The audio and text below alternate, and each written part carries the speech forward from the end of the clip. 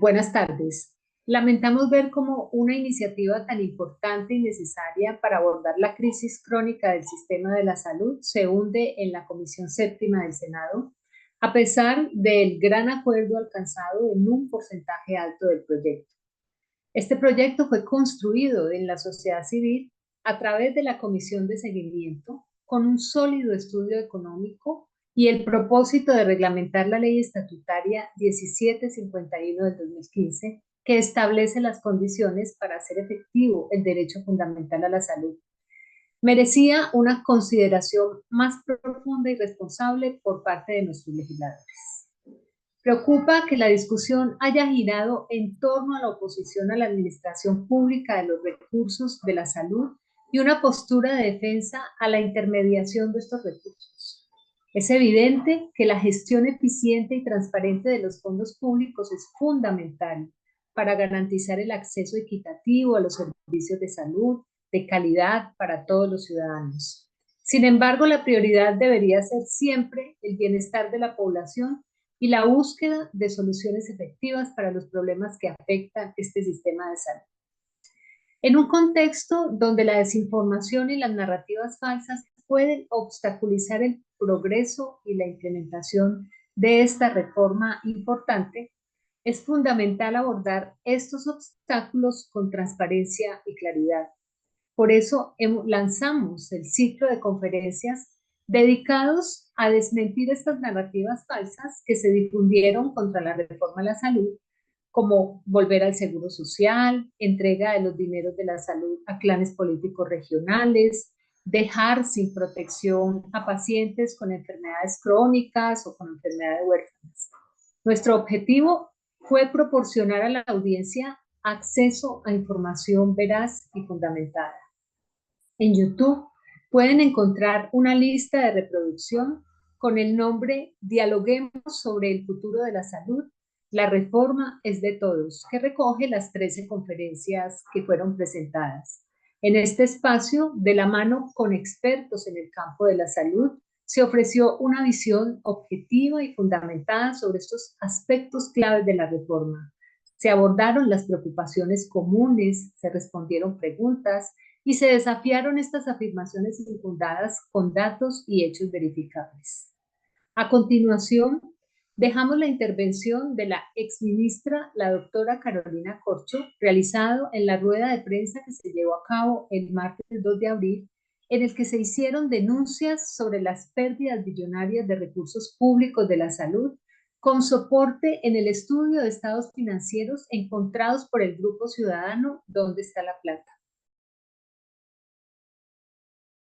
Un trabajo investigativo adelantado por el proyecto ciudadano ¿Dónde está la plata?, que presenta unas cifras específicas donde puede haber una presunta pérdida de recursos públicos de la salud. La Comisión de Seguimiento de la Sentencia T760 es un órgano consultor de la Honorable Corte Constitucional en materia de política pública de salud, de la sentencia T760 que sale en el año 2008. Esta comisión, junto con diversas organizaciones aquí presentes, en el año 2022, en junio, radicó ante la Corte Constitucional una alerta ciudadana diciéndole a la Corte y al máximo Tribunal de Derechos Humanos que había riesgo de pérdida billonaria de recursos de la salud, aupado además por diversos decretos y resoluciones emitidas por los gobiernos y el Ministerio de Salud hasta ese momento, que flexibilizaban las condiciones financieras de las EPS. La respuesta de la Corte Constitucional fue compulsar esta alerta ciudadana a la Contraloría General de la República, a la Defensoría del Pueblo, a la Superintendencia Nacional de Salud, para hacer seguimiento a esta preocupante alerta. Llama la atención que la Corte Constitucional no ha vuelto a hacer seguimiento de esta alerta ciudadana. Nosotros, como organización de la sociedad civil, en el marco del seguimiento de esta alerta ciudadana, aportaremos esta investigación de dónde está la plata para que los organismos de control y la Corte Constitucional profundicen sobre esta alerta ciudadana que hemos interpuesto. También debemos decir que la Contraloría General de la República, en cabeza del Contralor encargado en funciones, ha dado 2 ruedas de prensa revelando algunas cifras que tienen coincidencia con lo que vamos a plantear. En su última rueda de prensa, el Contralor General de la República expresó que la primera semana de marzo presentaría resultados de investigaciones. Estas investigaciones son las relativas a qué pasó con los recursos de la pandemia en esa época, la relativa a integración vertical y lo relativo a las reservas técnicas, donde la Contraloría dio un informe. Estamos en espera de que la Contraloría General de la República dé a conocer estos informes. Es muy importante para el país, dado que el Contralor había planteado que sería para la primera semana de marzo. Vamos a hablar de las reservas técnicas, complementando algunos datos ya presentados y corroborados por la Superintendencia Nacional de Salud y la Contraloría General de la República. Hablaremos de integración vertical, esto es, pagos y giros a clínicas de propiedad de las EPS y proveedores de propiedad de las EPS. Reservas técnicas, ya teníamos claro, esto es un asunto de la normatividad. Para que una EPS sea un asegurador, es necesario que tenga un mecanismo de protección de los recursos, de reaseguro, y esto es lo que se denomina las reservas técnicas, que están normadas en Colombia desde el decreto 2702 del 2014, es decir, la EPS, que es un vehículo de captura de recursos públicos de los colombianos, cada que autorice un procedimiento, la entrega de un medicamento, tiene que aprovisionar y hacer inversión de capital, en capital líquido de aquello que autorizó para poder respaldar financieramente las deudas. Esta es la base de la solidez financiera de un sistema de salud, por eso este tema es central y seguiremos discutiendo al respecto. Debo decir que la sociedad civil, en cabeza del proyecto ciudadano ¿Dónde está la plata?, fue quien puso esta discusión en la opinión pública y luego sus cifras fueron ratificadas tanto por la Superintendencia de Salud y por la Contraloría de la República después de que la sociedad civil lanzara. Esto es lo que la Superintendencia con corte de junio conceptuó. De 24 entidades de aseguramiento, 20 no cuentan con reservas técnicas, no son aseguradoras, no tienen ese respaldo de recursos líquidos en bancos y en inversiones para respaldar el sistema de salud. Esto es un asunto muy grave y la Superintendencia conceptuó para ese momento que el déficit de reservas técnicas era 12.4 billones de pesos. La Superintendencia también ha expresado que las deudas del sistema entre EPS y clínicas y hospitales el año pasado eran de 23 billones de pesos.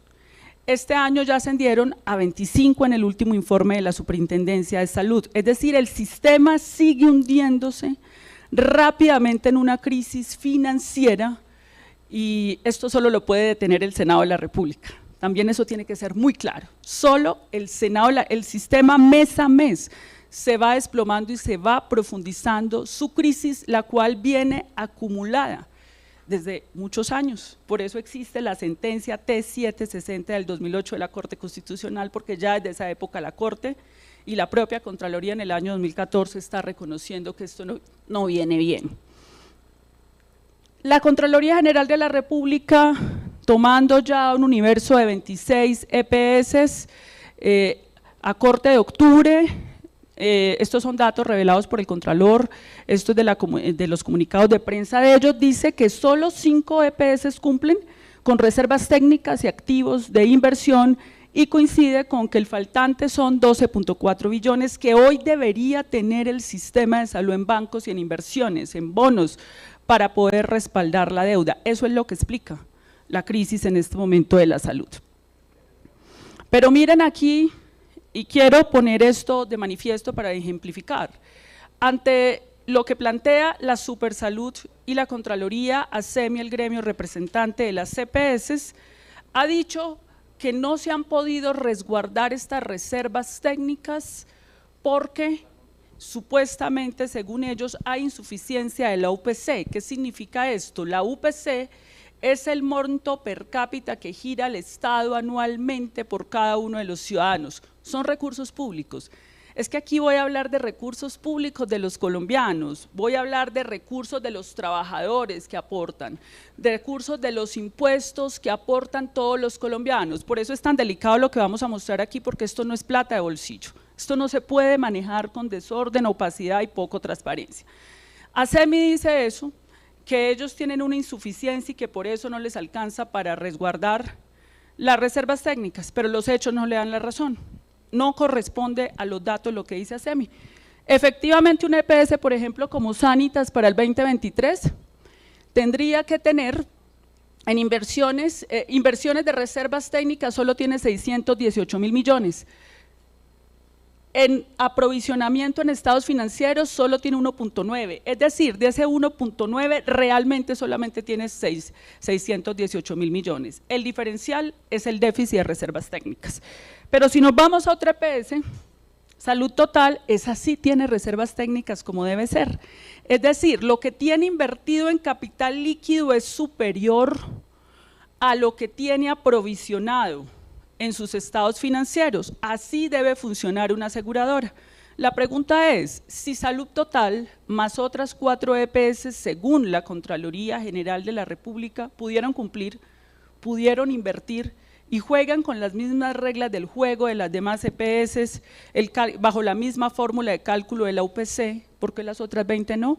Luego, no tiene ningún asidero el argumento de ASEMI de que no podían hacer las inversiones de reservas técnicas. Vulneraron la ley, vulneraron la norma y hoy esto explica el desplome que tiene el sistema de salud fundamentalmente, porque no tenemos unos recursos que deberíamos tener los bancos para respaldar billonarias deudas. Entonces aquí entramos a otro de los análisis y quiero decir, ¿cuál es la fuente de este trabajo investigativo de la sociedad civil?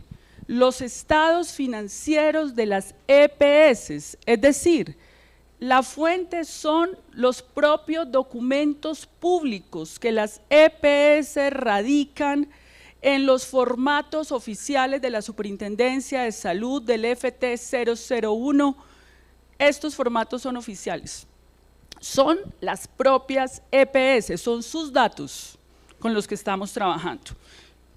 ¿Y cuál es la otra fuente que utilizamos? Los datos oficiales del Ministerio de Salud y Protección Social que utilizaron para el cálculo de la UPC en el año 2019 y 2020. Esa es la fuente para el estudio que vamos a presentar de sobrecostos, presuntos sobrecostos de medicamentos. Entonces estamos hablando de datos oficiales de las propias EPS que pueden ser verificables por cualquiera que se meta a la Superintendencia de Salud y a sus páginas. ¿Y qué vamos a hacer? Entonces se le aplicó una técnica de auditoría denominada Cash Flow Analysis for Accrual Accounting análisis del flujo efectivo para validar la contabilidad de causación. ¿Qué quiere decir esto en palabras llanas? Hicimos un ejercicio, lo que se hizo fue un ejercicio sencillo de un arqueo de caja, de acuerdo a los estados financieros de las EPS, cuánto les ingresó, cuánto gastaron, cuánto tienen en caja, a partir de los datos de ellos, y le aplicamos una prueba ácida bajo una auditoría cuya fuente primaria son sus estados financieros, documento público no modificable, además. Y ahí vamos a mirar cómo se utiliza la plata.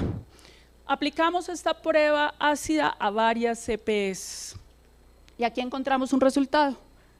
Entonces, por ejemplo, aquí está la EPS Compensar y voy a enseñar cómo se lee esto, porque ya explicándoles esto ustedes entienden cómo se hizo con el resto. De acuerdo a Compensar EPS, lo que dice Compensar EPS, de enero 1 del 2020, en enero 1 tenía en caja de inversiones 242.000 millones. El Estado le entrega entre 2020 y 2023 17.2 billones. Al cierre de diciembre del 2023, el Estado le debe 640.000 millones. Lo que dice compensar, ojo, esto es inclusive un análisis en favor de las EPS, porque sabemos muy bien que lo que ellos dicen que les deben no es lo mismo que dice el ADRES. Cuando confrontan cifras, el ADRES ha expresado, y el Ministerio de Salud, es que nos están sumando a esto que le debemos cuentas que nosotros ya auditamos y dijimos no se las podemos pagar porque no son soportadas, cuentas que ya nosotros cerramos, cuentas que se fueron a litigios. Aún así, nosotros vamos a suponer que sí les deben esto. Por ejemplo, en la última rueda de prensa del ADRES Sanitas decía nos deben 700.000 millones y el ADRES dijo no, 6 millones y compararon cifras y el ADRES les demostró que ya habían muchas de esas platas que reclaman son deudas viejas que vuelven a introducir y vuelven y las reclaman. Pero aquí en aras de que tenemos un método que es el método de análisis de lo que ellos dicen, vamos a asumir entonces que les debían 640.000 millones. Disponible al total del cierre del 2023, 16 billones de pesos, es decir, cogemos lo que tenían antes, le sumamos lo que les dio el Estado, 17 billones, y le restamos lo que les debe el Estado, en total les quedó disponible 16 billones. Entre 2020 y 2023 pagaron costos. ¿Qué son los costos? Lo que ellos reportan en los estados financieros que pagaron por prestación de servicios, procedimientos, medicamentos por 12 billones de pesos. Entre 20 y 2023 pagaron gastos de administración. ¿Qué son gastos? Lo que el Estado les permite legalmente utilizar de los recursos públicos para gastos de administración, que son el 10% de los recursos en el régimen contributivo y 8% en el régimen subsidiado. En gastos tuvieron 605.000 millones. Entre 2020 y 2023, el 2023 tienen anticipos, que esto llama mucho la atención, por 215.000 millones. Anticipos, no conocemos a quiénes, por qué, esto es lo que tiene que aclarar una auditoría forense, que ese ya es el poder que tiene un organismo de control. Y total de pagos realizados en el 2020-2023, 15 billones. Les ingresó 16 y gastaron solo 15. Muy claro. Las EPS han dicho, no nos alcanza la plata, pues sus estados financieros no dicen eso. Que no nos alcanza la plata para invertir reservas técnicas, pues aquí queda demostrado que no y lo demuestran ellos mismos en sus estados financieros. Es más lo que reciben que lo que pagan y gastaron, pero al cierre del 2023 deberían tener en caja 1.4, esto menos esto, pero resulta que tienen 501.000 millones. ¿Dónde están los 982.000 millones? No sabemos. Al cierre del 2023, analizando el del 2020, ¿dónde está? No sabemos. E insisto, esto no es plata de bolsillo, estos son recursos públicos con destinación específica, protegidos, normativa, legal y constitucionalmente. No pueden haber estos vacíos y esta opacidad con el manejo de los recursos de la vida de los colombianos, que aportamos los colombianos con los impuestos, con el esfuerzo de los trabajadores, no se puede manejar esto así. Entonces vamos a dar un ejemplo que esto sí es un tema mucho más complejo. 9 EPS, se hizo el mismo ejercicio. Al cierre del 2023 recibieron 55 billones, pero los pagos realizados en el mismo periodo fueron 47, o sea que ingresó más de lo que salió. Y aparte de eso, al cierre deberían tener en caja 7.8, esto menos esto, pero solo tienen 944.000 millones. ¿Dónde están 6.9? Y esto es lo que deben. Si tuvieran esto tendrían forma de pagar estas deudas, pero ¿dónde están? Pero aquí llama la atención poderosamente en la 9 EPS, miren estos anticipos. Entre 2000 y 2020 pagaron cuentas atrasadas por 16 billones, pero además en 2023 tienen anticipos pagados sin cerrar por 3.4, anticipo es que yo entrego una plata, eso es mucha plata, 3.4 billones que yo entrego sin que me hayan facturado. ¿A dónde se fue esa plata? Debo decir algo, que hay un concepto que hay que aclarar. La nueva EPS es una EPS mixta. 51% de acciones de las cajas de compensación familiar y 49% del Gobierno Nacional y del Estado. Lo que nosotros hemos dicho es que así la naturaleza jurídica tenga participación pública en el diseño institucional del actual sistema, una EPS maneja de manera privada recursos públicos, de manera privada. Y en la nueva EPS es el ejemplo de cómo una entidad de carácter público o que tiene participación pública maneja estos recursos de manera privada, como lo hace Sanitas, como lo hace Salud Total. Ahora bien, sabemos de la participación de sectores políticos en la junta directiva de la nueva EPS. Y también hay que decir que en la propuesta de reforma a la salud, ni la nueva EPS ni ninguna EPS manejaría los recursos de manera privada. El ADRES paga de manera directa a clínicas y hospitales. Luego el argumento de que es que van a politizar el sistema, no, es que ya está politizado. Y miren una pregunta que quiero hacer aquí. Aquí, esto no, miren esto, ay, bueno, esto no es EPS. Sí, pero, bueno, aquí, esto sí es la EPS, esto es muy importante, esta diapositiva. Encontramos, y nos llama de manera poderosa la atención, que en el 2020 se hayan encontrado giros de la nueva EPS por 541 mil millones, 2021 618 mil, 2022 714 mil millones y 2023 750 mil millones a uniones temporales. Uniones temporales, hay unas más o menos 60, aproximadamente 60 son giros permanentes, pero podrían ser unas 500 uniones. ¿Quiénes son los dueños de esas uniones temporales? ¿Por qué todos esos recursos a esas uniones temporales? Es una figura muy rara, son figuras que aparecen, desaparecen. Dejo la pregunta, ¿por aquí será donde le pagan a las clientelas políticas? Le dejo esa pregunta a la Contraloría General de la República. ¿Será de propiedad de sectores políticos de este país que han controlado la nueva EPS esas sumas? ¿Qué pasa con esos anticipos de la nueva EPS superiores a 3 billones de pesos sin factura? Entregué un montón de plata.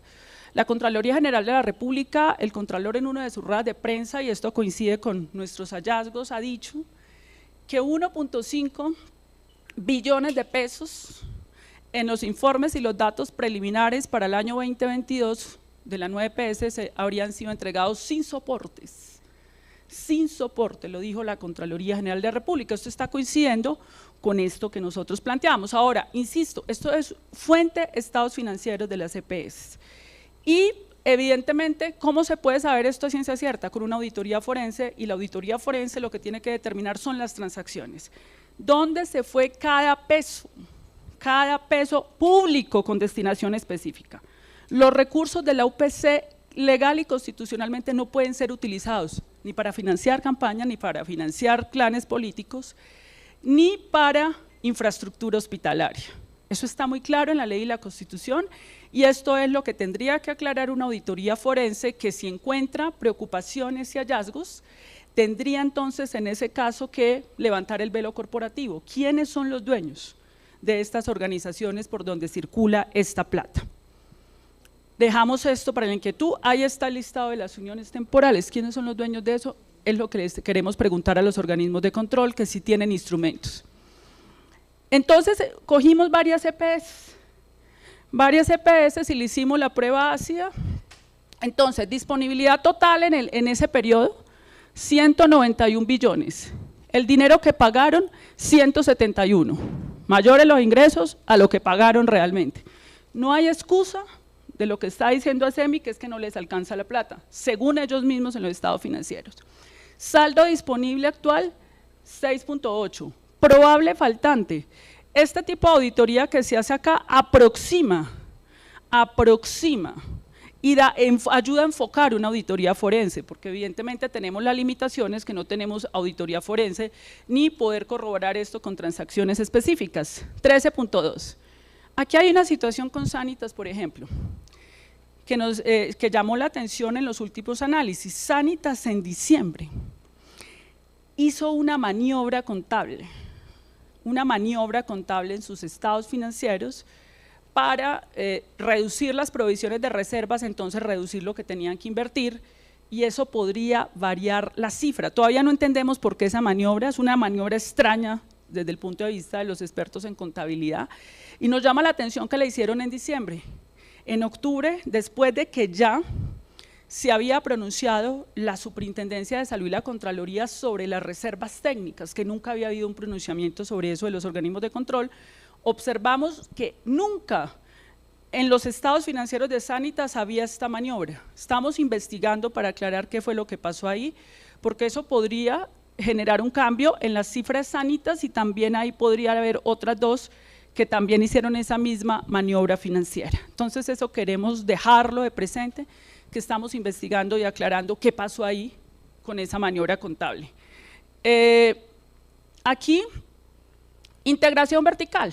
Entonces, ¿qué es la integración vertical? En Colombia se permite el 30% de la integración vertical de acuerdo a la ley. Yo soy EPS y tengo mi clínica y me pago a mí mismo.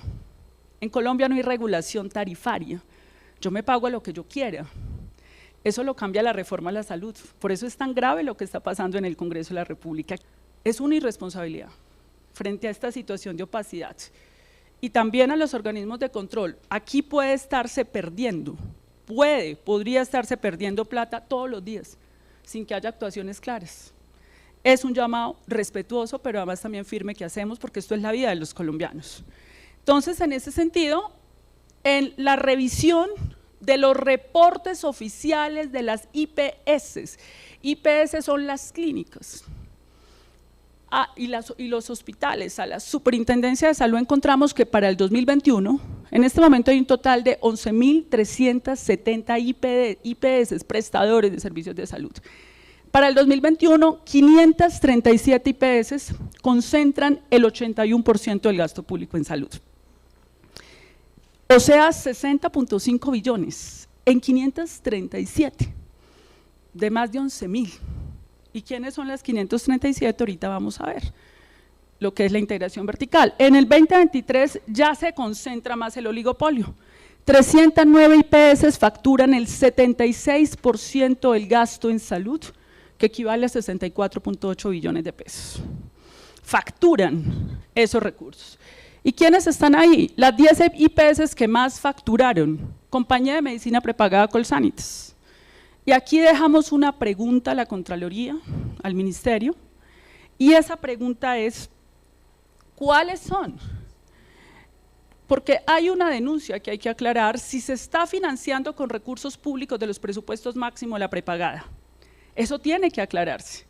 Eso tiene que aclararse, porque aquí pueden haber recursos de facturación de prepagada privada, pero la pregunta es: ¿están facturando contra el sistema de salud la prepagada cuando eso debería pagarse de manera privada? Es un seguro privado que no tiene que ver con el Sistema Nacional de Salud y que la reforma no toca, no se mete con eso es un seguro privado. Clínica Colsanitas, mira lo que factura en un año Clínica Colsanitas: 1.9 billones de pesos, una clínica factura en Colombia al año. Virrey Solís, de Salud Total, de acuerdo a lo que ellos mismos reportan, en el 2023 solo esta facturó 835.000 millones de pesos. Aquí están las 50 IPS que más facturan: Colsanitas, Virrey Solís, integración vertical, ayuda diagnóstica Sura, 672.000 millones al año. Corporación Viva 1A, EPS, Centros Médicos Colsanitas, 520.000 millones, sus propias clínicas. ¿Bajo qué precio? No sabemos, porque en Colombia no hay regulación tarifaria. Eso es lo que pretende la reforma. ¿Se pagaron? ¿Cuánto? ¿Y por qué? No sabemos. Así ha funcionado este sistema de salud 30 años. Yo me contrato a mí mismo. Sobre esto también la Contraloría se pronunció y dijo que iba a presentar un informe. Y tenemos Clínica Los Nogales, 379.000. Y aquí pueden tener ustedes el listado que pueden corroborar. Pero hay otra cosa peor. ¿Cuál es el tiempo? Esto es una dispersión que se hace de cuál es el tiempo que se demoran a pagarse a sí mismos, a sus propios centros, y cuánto se demoran a pagarle a los que no son sus propios centros. Ejemplo, Sanitas, menor de un mes le entra la plata a sus clínicas, a su clínica y a los centros médicos Colsanitas. Más de 3.5 meses o cada 4 meses, aquí está el Hospital Universitario Moncaliano. Todo el hospital público le pagan por allá cada 4 meses, pero ellos se pagan estas cifras en el primer mes. Entonces hay una distorsión, inequidad frente a esto, y tenemos una cantidad de gráficas de respaldo pues para que ustedes vean cómo dejan a un montón de gente en la tirada esperando que les paguen cada 5 o 6 meses, pero los míos sí, y son los que más pagan. Por eso la reforma a la salud dice, se prohíbe la integración vertical. ¿El Congreso de la República va a permitir que esto continúe en Colombia? Listo, entonces acá quiero ya dejar unas conclusiones de esta primera parte, que es lo que queremos presentar, y quiero expresar mi desacuerdo con el presidente de la nueva EPS, el doctor Aldo Cadena, quien planteó en una rueda de prensa que la nueva EPS se suma a esto de que la UPC es insuficiente y de que tiene que haber un ajuste al Ministerio de Salud. Los datos no le dan la razón. No es posible que se plantee que necesitamos más plata cuando la nueva EPS tiene que aclarar estas uniones temporales. Y cuando la nueva EPS tiene que aclarar todos estos anticipos de 3.4 billones. Y cuando los estados financieros muestran que aún así tienen más ingresos que salida, luego no estamos de acuerdo y no tiene ningún sustento eso. Y allí, y lo anunció el propio presidente de la nueva EPS, hay que hacer una auditoría forense, por supuesto. Y nosotros proponemos que sea una organización internacional, seria, para que pueda haber total ecuanimidad, porque aquí ha habido intervención de la clase política en Colombia. Y aquí tiene que haber una ecuanimidad independiente de los sectores clientelares de la clase política en Colombia para saber qué pasó. Luego, sin auditoría forense no es posible ni siquiera decir que hay una insuficiencia. ¿Cómo vas a decir que hay una insuficiencia con todas estas anomalías? Y cuando estás diciendo que los estados financieros son opacos porque dices que hay más de 400.000 millones de pérdidas en pasivos ocultos. Luego es una incoherencia y no compartimos eso y esperamos se corrija esa afirmación. Como conclusión, se emitirá una nueva alerta ciudadana a la Corte Constitucional que continúa la alerta ciudadana que se llevó a cabo en junio del 2022 debido al riesgo de pérdidas billonarias de recursos públicos de la salud, donde se adjuntan los datos disponibles para el análisis del alto tribunal. Se compulsan copias a los entes de control, a la Contraloría General de la República, a la Fiscalía General de la Nación, a la Superintendencia de Salud. Agradecemos a las personas que estuvieron siempre atentas a estas conferencias. La lucha no ha terminado aquí. Continuamos en procura de hacer efectivo el derecho fundamental de rescatar las condiciones dignas de los trabajadores de la salud. Esperamos respuestas de los entes de control a estas denuncias realizadas sobre el manejo de los fondos destinados a la pandemia, el cumplimiento de los límites de la integración vertical y las acciones tomadas frente a los hallazgos relacionados a los déficits en las reservas técnicas. Gracias.